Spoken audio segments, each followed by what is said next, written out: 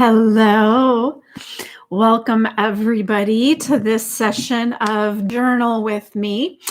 If you are new, this is how it's going to work. I am going to share a journal prompt with you, give you a little bit of information on how to approach it, and then we are going to journal for 10 minutes. At the end of 10 minutes, we can answer questions if you have any, and if not, we're done with our daily journaling. So today's journal prompt is, does it align with who I am now? Does it align with who I am now? And what we're looking for here is, as we go through life and we evolve and we change and we grow, we might not be doing things that are still in line with who we are. But because things become very habitual, we don't even recognize it. Or we might recognize it, but we don't think that we can leave. Now, this can happen with good things and with bad things. So it doesn't have to be horrible for you need to move on. So if I am no longer in alignment with my spiritual practices, that isn't necessarily a bad thing. It just means that I have changed and it might be time to shift away from those. So what I want you to do is just at the top of your page, write down the question, does it align with who I am now?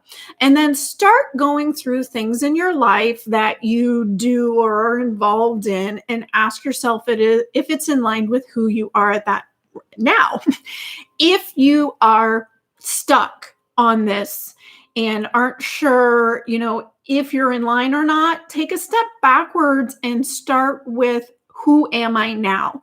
So if you are stuck in that, am I aligned with it? Reassess who you are now and move forward from there. So that's what we're going to journal on. I am going to turn up the music. We are using Chris Collins' Infinite Calm. I'll put a link to it in the description for later.